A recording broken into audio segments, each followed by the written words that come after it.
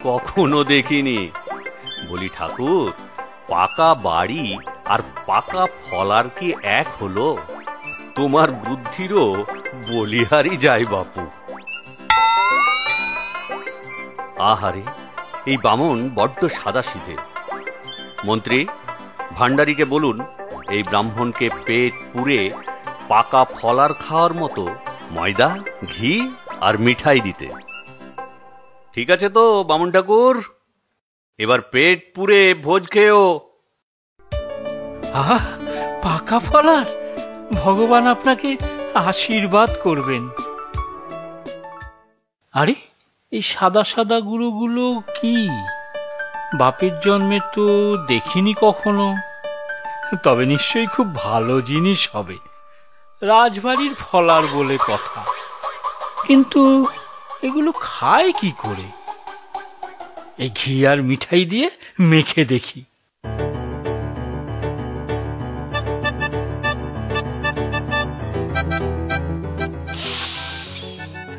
বাহ, কি সুন্দর গন্ধ বেরিয়েছে! এবার খাই।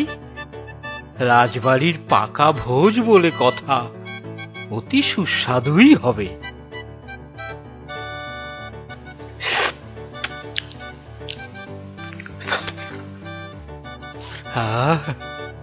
ও বাবা, গাটা কেমন গুলাচ্ছে, বমিও পাচ্ছে যেন।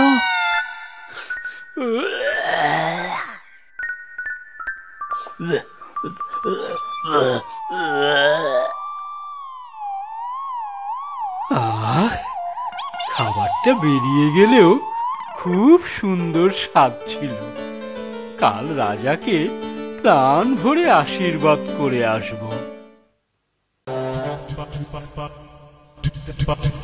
কি বামন ঠাকুর, কেমন পাকা ফলার খেলেন? খুব ভালো খেয়েছি।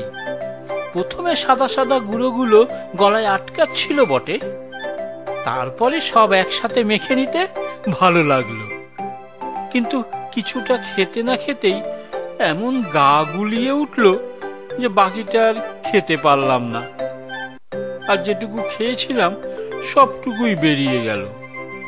তবে ভারী সুস্বাদু ছিল। বেঁচে থাকো বাবা, অনেক আশীর্বাদ করি। আরে বামন ঠাকুর, আপনি করেছেন কি?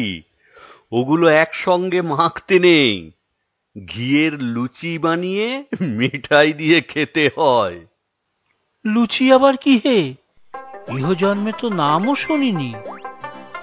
আপনারা নাম শুনে কাজ নেই, আপনি শুধু খান। ভান্ডারী, আপনি রসুইকরকে বামন ঠাকুরের ফলারের উপযুক্ত ঘি, ময়দা আর মিঠাই দিন।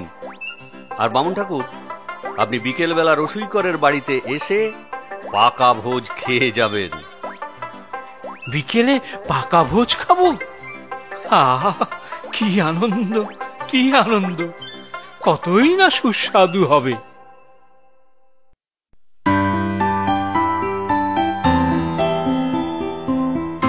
এই বেলা সব লুচি আর মিঠাই বানিয়ে রাখি, আবার রাজবাড়িতেও যেতে হবে তো।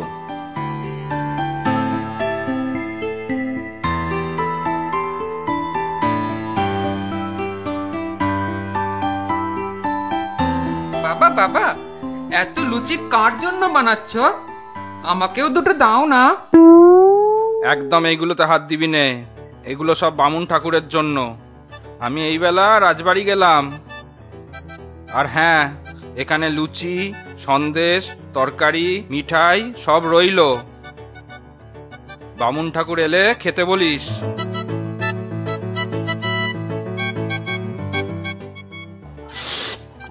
অনেক তো লুচি আছে, আমি খানকো তো খেলে কি আর বামন ঠাকুর বুঝতে পারবে?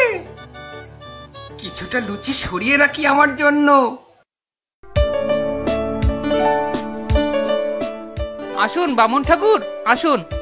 এই যে বাবা আপনার জন্য পাকা ভোজ রেখে গেছেন, আপনি খান, আমি একটু ঘুরে আসি। বেঁচে থাকো বাবা, বেঁচে থাকো। হ্যাঁ বাপু, তুমি যাও তোমার কাজে, আমি খেতে বসি।